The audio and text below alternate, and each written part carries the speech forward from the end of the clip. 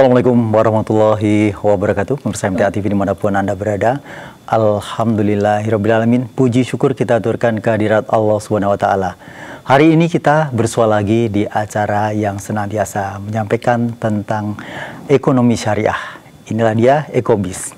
Pemirsa dimanapun Anda berada, salawat serta salam semoga tercurah kepada junjungan kita Rasulullah Muhammad SAW beserta para keluarga, para sahabat dan para pengikutnya yang setia. Dan pemirsa, ada sebuah flyer yang sudah kami sebar mulai kemarin, yakni dengan syariah hidup menjadi berkah. Ada tamu istimewa kita. Semuanya istimewa karena di hari ini sepertinya nuansa kemarin itu tidak ada. Ini adalah yang notabene saya juga sudah rambut saya sudah putih. Ini lebih putih dari saya. Tamu-tamu kita yang luar biasa. Ada pengurus pusat Masyarakat Ekonomi Syariah, Bapak H.A. Iskandar Zulkarnain. Assalamualaikum warahmatullahi wabarakatuh. Waalaikumsalam warahmatullahi wabarakatuh. Bagaimana kabarnya? Sehat? Alhamdulillah sehat. Alhamdulillah, Masya Allah. Ini sudah lama sekali kita tidak bertemu, berapa tahunnya? Berapa puluh tahun kali ya? Saya masih waktu itu di selatan sana ya, di studio lama gitu ya. Katanya 2013 dulu. 13 ya, terakhir ya 10 tahun ya. Iya, Pak Iskandar hadiahkan saya buku MES tuh ya. Kemudian di samping beliau ini ada Ketua KSPPS UBS, ada Dr. Andes Heru Siswanto. Assalamualaikum. Waalaikumsalam warahmatullahi wabarakatuh. Sehat? Alhamdulillah. Alhamdulillah. Dan di samping beliau ada Ketua KSPPS Dirgantara, Dr. Andes Media. Assalamualaikum Pak Medi. Waalaikumsalam warahmatullahi wabarakatuh. Alhamdulillah. Ini sesuatu yang membahagiakan. Ada tamu istimewa yang memang berkecimpung spesialisasi beliau adalah di ekonomi syariah. Ini kebetulan Pak Heru ada di KSPPS UBS, Pak Medi di Dirgantara. Nah, ini sebenarnya ke Pak Iskandar. Ekonomi syariah ini sebenarnya sesuatu yang memang sudah banyak orang mengakui keunggulannya. Namun saat ini belum semua sadar tentang ekonomi syariah itu sendiri diaplikasikan dalam kehidupan kita. Sebenarnya seperti apa penjabarannya? Silakan Pak Iskandar. Bismillahirrahmanirrahim. Assalamualaikum warahmatullahi wabarakatuh. Waalaikumsalam warahmatullahi wabarakatuh. Ya, jadi kalau kita beranjak ekonomi syariah itu memang bermula dari berdirinya Bank Syariah pertama ya, Bank Muamalat. Itu tahun 91 ya. Itu bergulir gerakan-gerakan terkait dengan ekonomi syariah. Kemudian awal tahun 2000 itulah muncullah Masyarakat Ekonomi Syariah. Itu sebuah organisasi nirlaba yang bertujuan untuk kaitannya dengan mengembangkan sistem keuangan syariah. Nah, sampai sekarang kan sudah hampir 3 dekade ya, 3 dekade. Ini memang kalau kita lihat dari segi pangsanya kan masih di bawah 10%. Sehingga 3 dekade kok masih di bawah 10%. Sehingga saya di pengurus pusat ini, sehingga tujuan kita tidak hanya menggerakkan sekarang. Kaitannya juga harus membooster, meningkatkan gitu kan, meningkatkan gerakan ini, karena kita tahu bahwa ekonomi syariah itu tahan banting tahun 98 dan sebagainya, itu sudah teruji. Nah, mungkin saya sepakat sekali dengan apa yang dilakukan dengan MTA. Jadi kalau dari awal itu gerakan ekonomi syariah dimulai dari perbankan gitu kan, sekarang harus mulai dari sektorial kan gitu ya, sektorial. Nah, kita tahu MTA sudah mulai itu memenuhi kebutuhan dasar kita, air, kafur, kebutuhan hidup yang lain, misalkan ada UB, ada Dirgantara dan sebagainya. Mulai dari situ. Sehingga dari keuangan perbankan ini hanya sebagai motor saja. Sehingga sektorial ini yang kita gerakkan, gitu ya. Nah, pengamatan kami, evaluasi kami demikian. Jadi kita harus mulai merambah ke sektorial. Termasuk di Solo ini kan kita sudah menggulirkan percontohan kaitannya dengan apa yang disebut istilahnya untuk orang berbelanja atau itu apa namanya, kafe atau apa tuh, wedangan apa tuh, ya. kuliner ya. Kuliner ya. Kuliner yang berbasis syariah itu kita launching pertengahan tahun lalu di sekitar Kauman. Jadi kuliner yang berbasis syariah. Syariah itu tidak hanya kulinernya saja, tapi produknya. Produknya juga harus bahannya juga dirunut. Misalkan ayam, ayamnya juga bagaimana. Nah, kalau sudah dimulai dari sektor real ini nanti kalau misalkan Kauman sudah mulai terbukti, kita duplikasi. Nah, saya sangat berharap dengan MTA nih Bapak-Bapak, karena dengan jamaah sebegitu besar sudah kaptif banget ini ya. Mulai dari Carrefour mungkin nanti mulai kebutuhan sehari-hari mungkin ya. Karena kalau kita hanya membangun sebuah toko, maaf tapi isinya masih belum sesuai dengan keinginan jamaah, ya sama saja. Mendingan kita dari produknya. Memang panjang ini, tapi harus dimulai. Nah, evaluasi awal begitu. Jadi memang sekarang kita memang langsung menggerakkan ke sektor realnya. Nah, kebetulan di MTA sudah, saya kira pakar-pakarnya sudah ada nih duduk di depan kita. Langsung ke sektor, ke UB-nya. Terus kemudian kaitannya dirgantaranya sektor. Tinggal masalah kebutuhan mari kita tingkatkan. Tinggal nanti dari sektor keuangan, perbankan mensupport nih. Nah, saya sangat yakin gitu kalau MTA sekarang sudah begitu friendly dengan, apalagi memang harus wajib menggunakan perbankan syariahnya.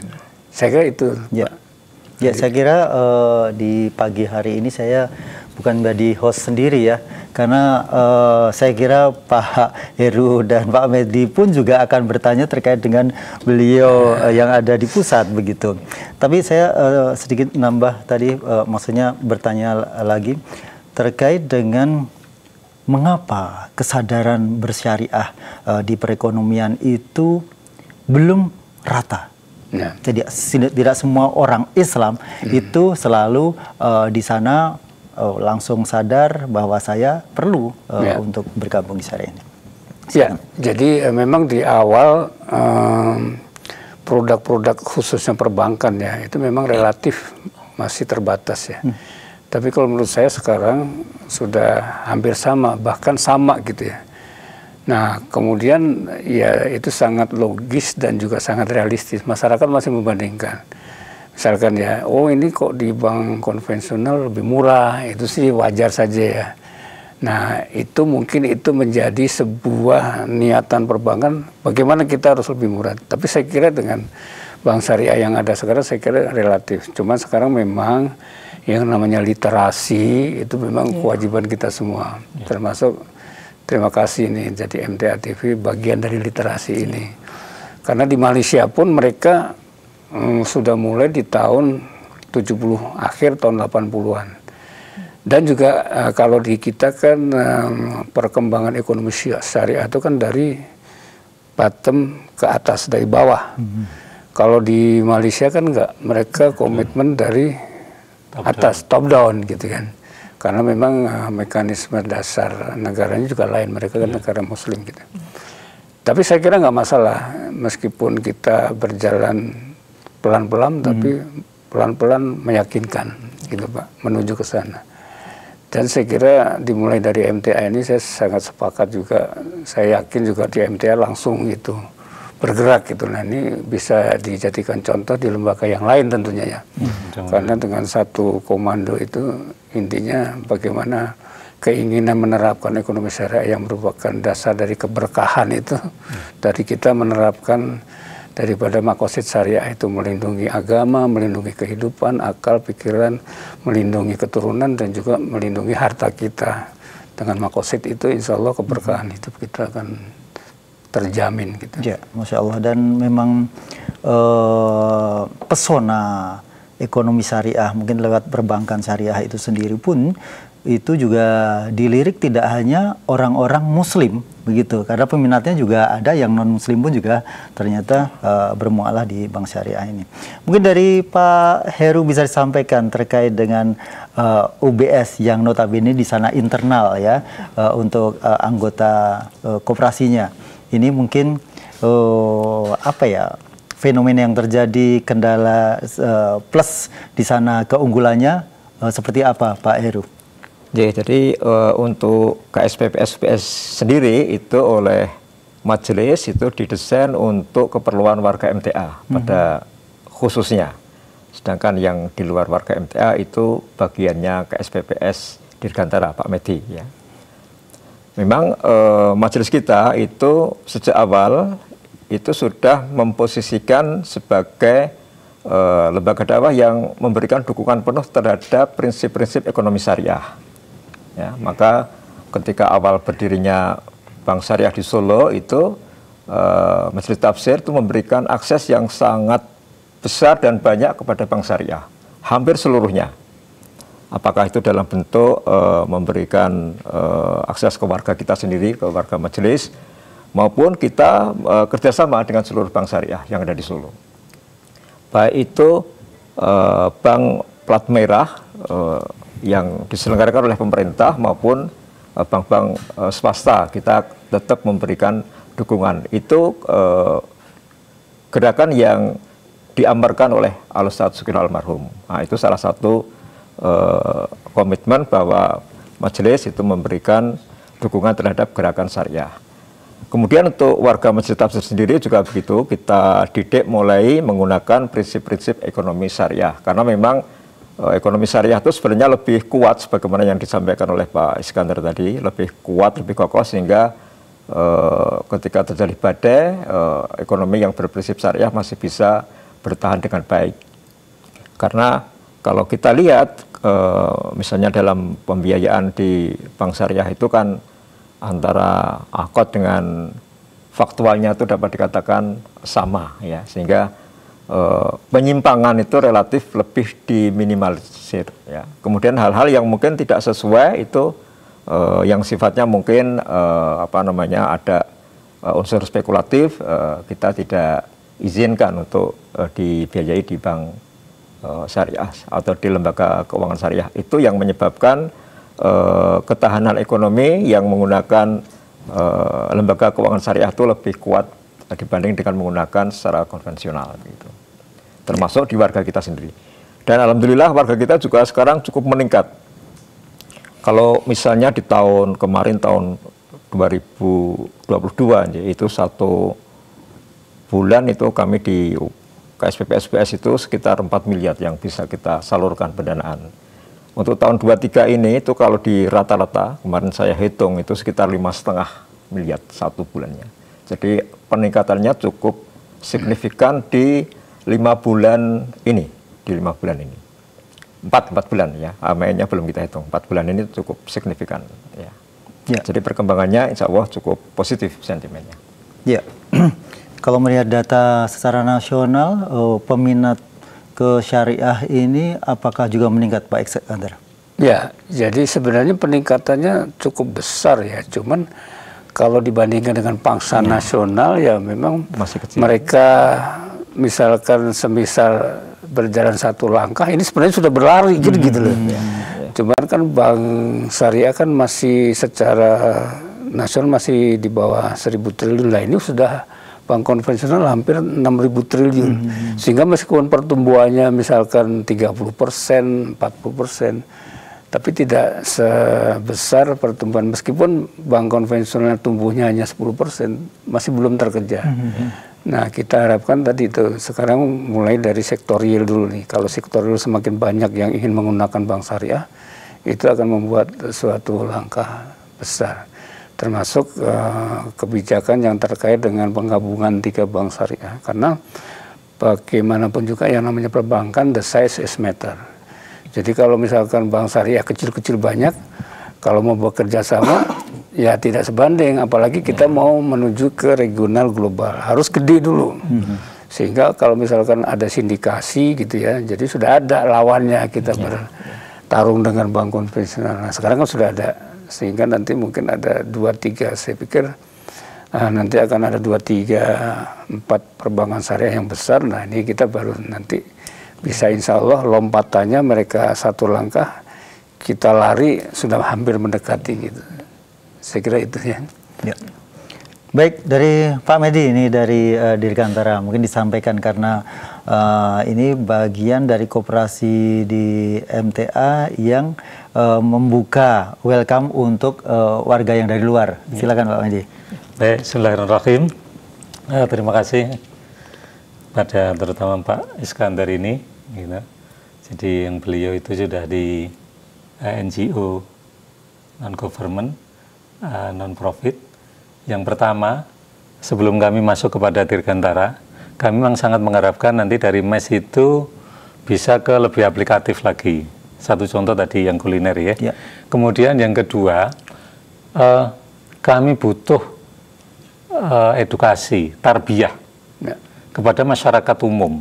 Karena sekarang ini walaupun secara parsial ekonomi syariah itu sudah mulai diterima, tapi ketika mendengar syariah ini kan masih agak-agak belum sepenuhnya lah gitu ya. Kalau tidak dikatakan alergi ya belum sepenuhnya penerimaan. Maka inilah butuh pemahaman. Nah, terkait dengan itu, maka dari majelis juga ada satu lembaga yang kita pelayanannya juga pembiayaan untuk siapapun di luar warga. Namun perlu dicatat, antara warga dan tidak itu tidak ada istimewanya. Jadi sama pembiayaan kita, kemudian akun-akunnya juga kita sama. Nah, maka kita berusaha untuk melayani masyarakat luas, gitu, di mana mereka mau dan berada. Tadi yang Muslim, yang non Muslim, yang sudah memahami syariah, yang belum. Nah, kita sajikan kepada mereka, kepada saudara-saudara kami. Ya seantero karena wilayah kita ini masih Jawa Tengah. Nah, sesuai dengan regulasi yang ada, makanya kita wilayah Jawa Tengah sedapat mungkin ya kita santuni, kita rambah, kita adakan satu hubungan yang baik. Walaupun memang kita masih kecil. Kita masih kecil juga. Sama dengan yang disampaikan Pak Es, kalau secara nasional Bank Syariah itu walaupun tadi ya sudah lari dan sebagainya, tapi kalau kami menyadari, karena memang Bank Syariah lahirnya juga belakangan, kan gitu. Lahir juga tidak langsung dikasih modal yang gede, modal cari sendiri. Nah, samalah dengan Dirgantara, kita juga bagaimana kita itu memulai dari yang kecil, kemudian kita sampaikan kepada teman-teman bahwa ayo kita berjuang bareng, berjuang memahamkan syariah. Bagi kami tidak hanya masyarakat pengguna pembiayaan, bukan, tapi justru dimulai dari kami selaku yang dituakan di Dirgantara dan semua teman-teman. Ini yang pokok dulu. Jadi memahami dulu, gitu, menerima dulu. Oh, syariah seperti ini, kelebihannya tadi sudah sampaikan beliau berdua. Ini saya yakin tidak ada keraguan. Karena itu langsung ekonomi syariah itu yang memberikan Allah Subhanahu wa Ta'ala lewat Rasulnya. Jadi tanpa diragukan lagi. Nah, tinggal sekarang apa? Satu, keyakinan. Setelah kita itu yakin kepada Allah, maka bagaimana yang kita makan, kita minum itu juga syariah. Tidak hanya sholatnya, tidak hanya puasanya, tapi ini. Nah, bagaimana caranya tadi? Maka perlunya pendidikan. Pendidikan adalah dari dua arah, pengelola dan pengguna, artinya nasabah. Nah, saya rasa itu, kemudian kalau ada pihak ketiga, saya menamakan pihak ketiga dalam hal ini MES, ini saya pikir perlu kita intensifkan kerjasamanya. Karena apa? Karena tujuannya dalam hal ini insya Allah sama. Dalam hal ini MES itu adalah bagaimana salah satu bentuk keprihatinan, kehati-hatian, bahwa ekonomi kita ini mau tidak mau akan kembali. Kembali kemana? Kepada tuntunan Allah dan Rasul. Karena ketahanannya tidak bisa diragukan lagi. Lah itulah maka hari-hari ini harapan kami Pak Es, semoga hari Rabu ini yaitu, merupakan tonggak awal lagi. Kalau dulu itu kerjasamanya masih lembaga institusi tertentu, namun sekarang beliau sudah lebih luas, terutama MES dan ada yang lain lagi. Kami butuh sentuhan, Pak, butuh kerjasama dalam rangka memahamkan, membumikan syariah mulai dari ekonominya, belum lagi nanti yang lain-lain. Saya rasa demikian, Pak, tanggapan kami. Oh, dan saya kira kalau di Dirgantara ini bagian dari syiar Islam ya, karena dia langsung ke jamaah yang di masyarakat luar, ya masyarakat umum, ya. Baik, pemirsa dimanapun Anda berada, kami memberikan kesempatan bagi Anda yang saat ini ingin bertanya kepada para tamu-tamu kita. Ada dari pengurus Pusat Masyarakat Ekonomi Syariah, ada Pak Zulkarnain, kemudian ada Pak Heru dari KSPPS UBS, kemudian Pak Medi dari KSPPS Dirgantara. Kita akan kembali lagi setelah jeda pariwara berikut ini.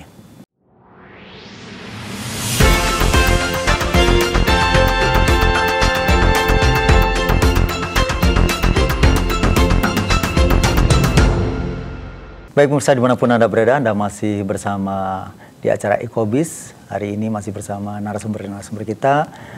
Ada Pak Iskandar dari Pengurus Pusat Masyarakat Ekonomi Syariah, kemudian ada Bapak Dr. Andes Heru Siswanto selaku Ketua KSPPS UBS, kemudian ada Dr. Andes Medi, beliau sebagai Ketua KSPPS Dirgantara.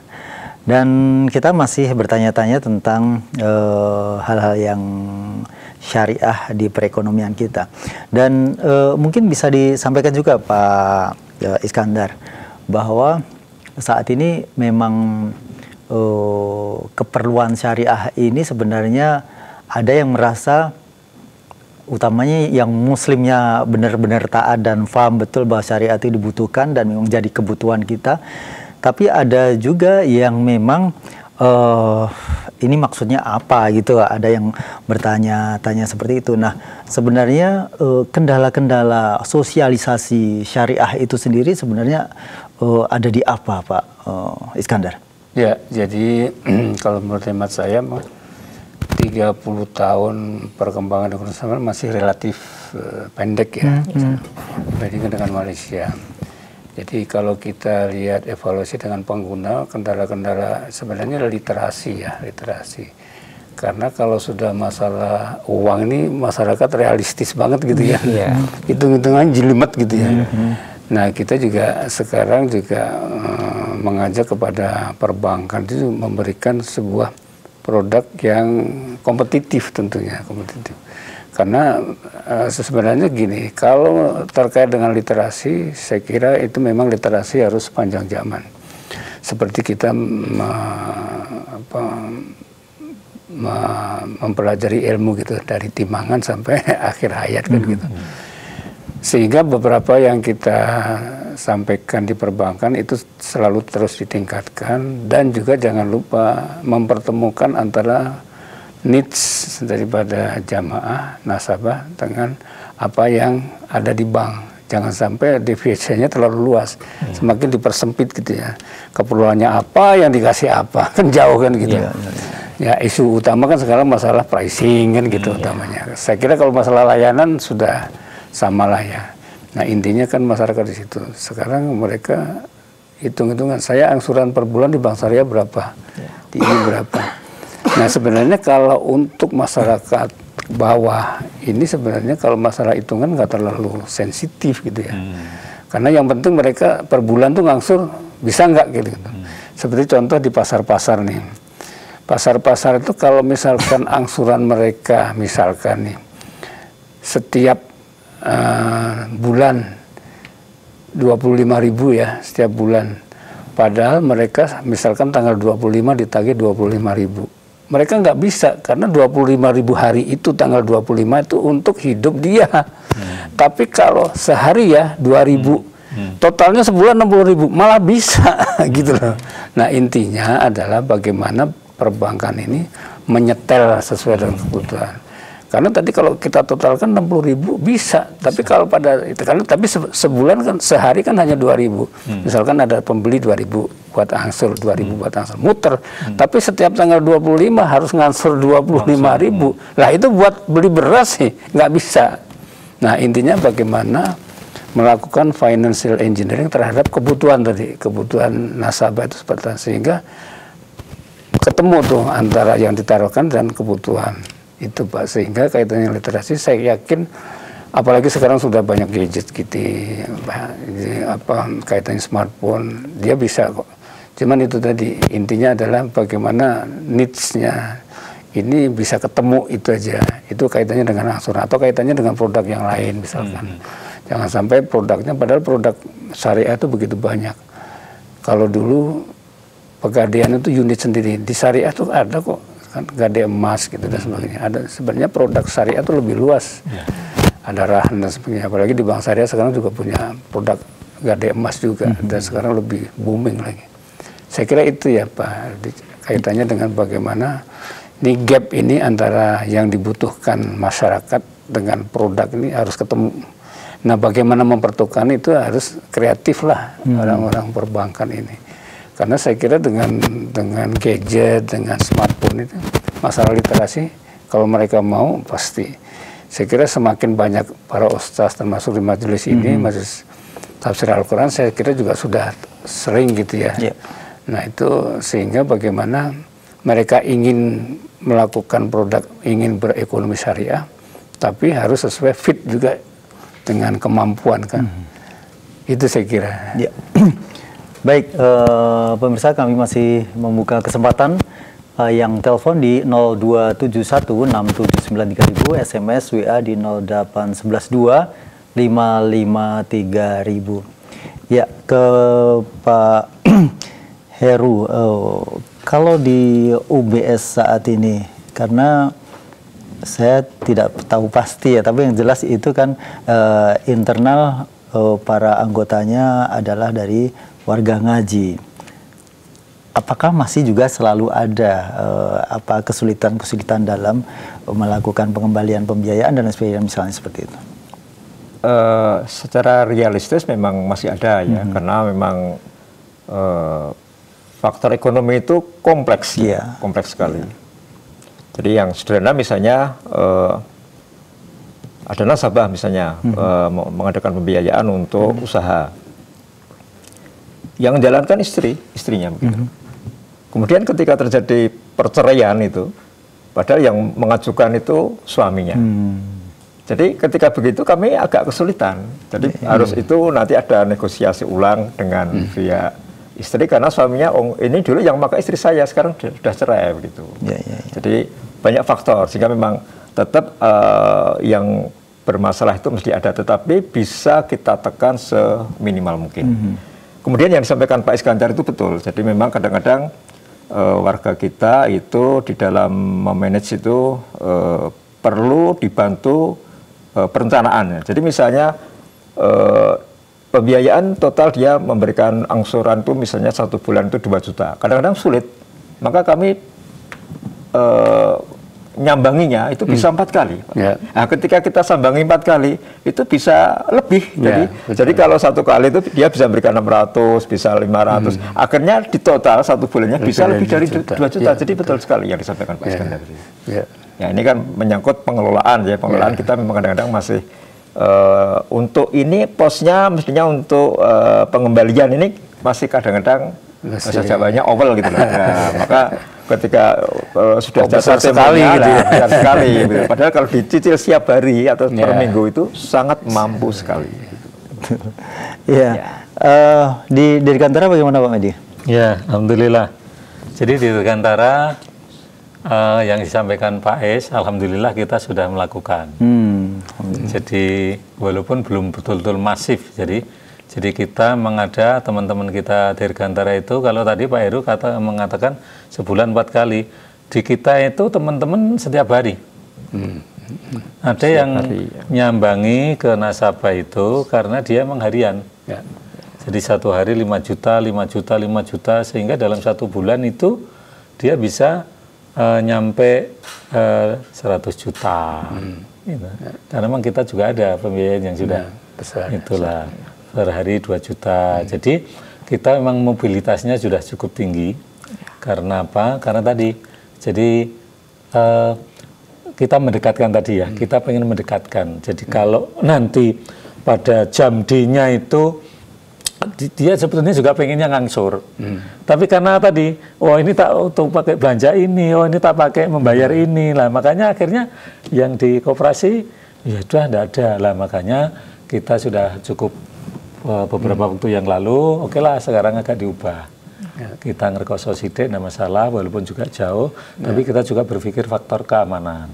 Kan itulah antara lain. Namun alhamdulillah sampai hari ini teman-teman juga tidak banyak mengeluh, dan karena memang perjalanannya harus seperti itu. Dan ini sudah cukup banyak kalau di kita. Gitu. Jadi yang harian tadi, baik menabung maupun ngangsur pembiayaan. Menabung pun juga demikian. Maka nasabah di kita ini dengan kita alhamdulillah sekarang juga cukup senang. Cukup senang. Mereka cukup senang karena ada di jauh sana pun ya, luar kota. Caranya bagaimana? Kita punya cara agar tidak bisa membawa duit ke kantor. Nah, kan itulah kita punya cara. Tapi aman kan itulah. Itu kita sudah tempuh. Makanya kita juga lanjutkan sekarang pendampingan yang lain, Pak Rudi. Ya. Tidak hanya sekedar itu. Ya. Terima kasih. Pak Is, kalau sekarang ini bank-bank konvensional itu juga melirik bahwa sepertinya prospek bank ini untuk syariah begitu. Dan mereka juga terkadang ada dua gitu ya. Yang satu konven, yang satu syariah. Sementara untuk SDM-nya ini kadang-kadang tidak linear dengan apa yang dikatakan syariah. Nah, ini bagaimana sebenarnya? Ya, itu kita sadari ya, karena kan tadi saya sampaikan pertumbuhan bank syariah itu sudah cukup cepat, tapi tidak bisa mengejar gitu ya. Sehingga terkait dengan sumber daya ini kadang-kadang, maaf kalau zaman saya dulu, tahun 2000-an itu kan mendidik sebuah customer service itu minimal 6 bulan gitu ya. Itu harus bagaimana syariahnya, bagaimana dia harus mengelola nasabah. Tapi mungkin dengan kondisi sekarang jauh berbeda kan gitu, pengen cepet, ya itu kendalanya jadi demikian. Nah, menurut hemat saya ya memang beberapa hal yang ingin memberikan pemahaman bahwa itu sama saja, saya pikir itu harus dikikis gitu ya. Oh, bank syariah sama dengan bank, jelas beda, jelas beda. Kemudian hal-hal yang terkait dengan layanan ya memang dari bank konvensional semua bahkan hampir semua punya unit usaha syariah. Dengan undang-undang perbankan mulai tahun 2008 waktu undang-undang perbankan syariah digulirkan itu sebenarnya sudah diberi kesempatan selama 15 tahun untuk yang punya UUS, artinya UUS itu kan bank syariah yang masih nempel dengan induknya. Itu diberi kesempatan 15 tahun untuk spin off.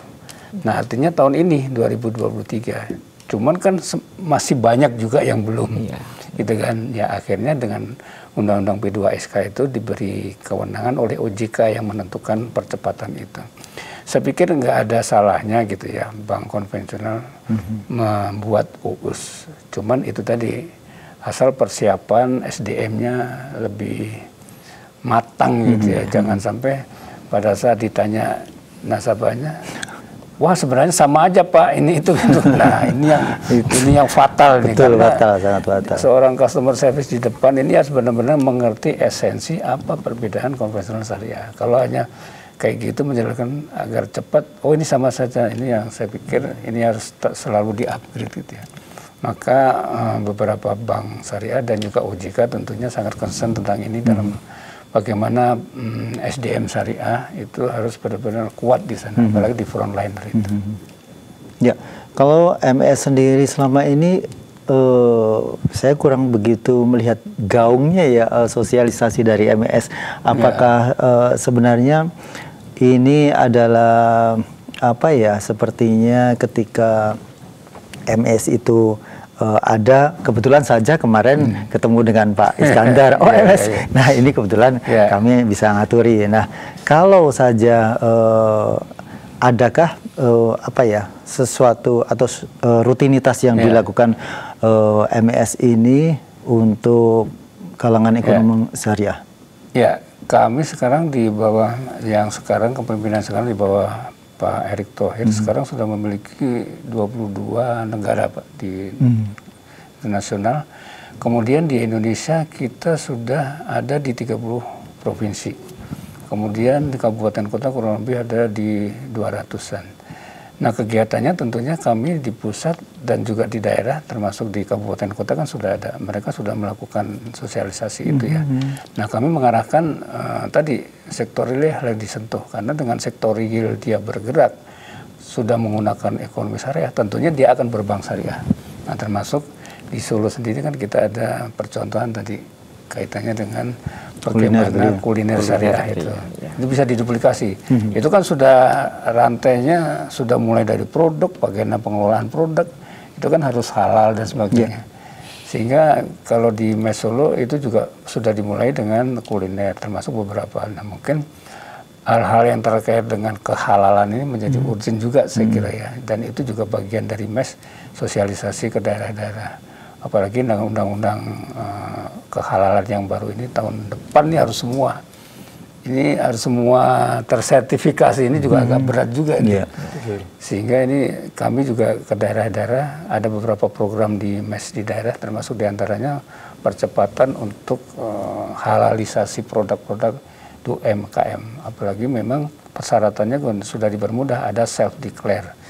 Nah, meskipun self-declare kan ada pendampingan, prosesnya juga ada proses juga, sehingga terkait dengan biaya sebenarnya untuk kaitannya dengan halalisasi sekarang relatif tidak ada kendala. Namun ya karena yang ditangani banyak jadi memang harus memakan waktu. Jadi saya kira itu, jadi persiapan terkait dengan SDM, saya yakin karena OJK juga melototin ini gitu ya. Karena industri keuangan atau perbankan tuh dengan adanya otoritas ya tentunya mereka akan ke sana. Menuju ke sana memang sebuah proses Pak saya kira. Karena memang pertumbuhannya sendiri demikian pesat, cuman SDM ini kan tidak seperti kita menggoreng tempe gitu langsung matang, kan harus persiapan yang matang. Seperti tadi saya sampaikan, zaman dulu bisa mempersiapkan customer service itu 6 bulan, sekarang mungkin dipercepat 3 bulan sebulan ya, tapi kan hasilnya tidak maksimal. Ya. Itu saya kira. Ya. Kalau labelisasi halal itu sampai sekarang masih ada di MUI ya? Nah, kalau sekarang kan prosesnya MUI itu dia akan memberikan sertifikasinya. Jadi proses mulai dari pendaftaran dan sebagainya kan di Kemenak ya. Kaitannya dengan bagaimana mengetes ini lab-nya dan sebagainya. Jadi MUI tetap berperan, tapi dalam memberikan semacam pengesahan gitu. Proses itu sudah dijalankan di Kemenak, kemudian pengesahan ada di Majelis Ulama. Baik, mungkin dari Pak Heru, adakah yang ingin disampaikan pada Pak Is? Kami memang berharap untuk MES di Surakarta ya, masyarakat ekonomi syariah di Surakarta itu bisa memberikan kontribusinya yang cukup memadai begitu, apalagi Solo itu kan dikenal sebagai epicentrumnya pergerakan ya. Jadi kalau dulu Serikat Dagang Islam itu hadir pertama di Solo untuk bagaimana memajukan kaum bumi putra yang beragama Islam agar ekonominya itu bisa setara dengan suku lain, maka keberadaan MES kami harapkan juga bisa memberikan warna dan percepatan ekonomi syariah di kota Surakarta khususnya. Ya, saya kira nanti mungkin saya minta pengurus MES di sini aja ya menghubungi MTA. Karena kan sekarang kebetulan penggantinya kan dulu Prof Bambang ya, sekarang putranya kan. Putranya. Baik. Ya, baik. Betul, baik. Dia biar interaktif nanti ke sini. Dari Pak Medi ada yang sampaikan? Baik, jadi kami mengulang aja, kita butuh sinergi.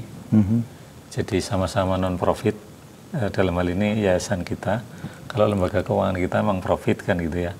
Namun semuanya muaranya agar bagaimana masyarakat kita itu yang sudah ibadahnya bagus dalam arti ibadah modalnya, kemudian jangan sampai ditinggalkan, ekonomi kita juga tidak boleh dilupakan bahwa lepas dari syariah kan gitu. Maka bagaimana kita edukasi diri kita, kemudian masyarakat sekitar kita, pengguna dan sebagainya, sehingga syariah itu memang bisa diterima dengan senang hati, bisa diaplikasikan dalam kehidupan sehari-hari. Nah, makanya lembaga yang peduli antara MES ini, kami butuh sinergi, tidak hanya yang di Solo aja. Karena tadi Pak Es sudah menyampaikan di beberapa kota, provinsi dan sebagainya. Ya alhamdulillah MTA kan sudah ada 604 cabang dan perwakilan seluruh Indonesia, sehingga dimanapun nanti bisa nyambung, kita dekatkan, sehingga memang tujuan bahwa ekonomi syariah itu agar betul-betul kita pahami, kita pakai, itu bisa tercapai. Nah, intinya begitu. Baik, terima kasih Pak Medi, Pak Heru, dan Pak Is atas kehadirannya, sudah berkenan untuk bisa mencerahkan para pemirsa dan pendengar, karena ini juga di-relay oleh Persada FM, radio kami. Dan insya Allah apa-apa yang disampaikan ini akan menyadarkan kita betapa pentingnya saat ini kita akan kebutuhan syariah. Tidak hanya di bidang ekonomi, apapun ketika dalam kehidupan ini kita bersyariah, insya Allah hidup akan menjadi berkah. Dan itu bukan insya Allah, tapi pasti ya sebenarnya. Pasti. Ya. Baik, terima kasih. Assalamualaikum warahmatullahi wabarakatuh. Waalaikumsalam warahmatullahi wabarakatuh. Pemirsa dimanapun Anda berada, demikian tadi sajian Ekobis untuk hari ini. Dan insya Allah kita akan bersua di pekan depan untuk Ekobis berikutnya. Saya Rudi Hervianto, mohon maaf atas segala kesalahan. Billahi taufik wal hidayah. Assalamualaikum warahmatullahi wabarakatuh.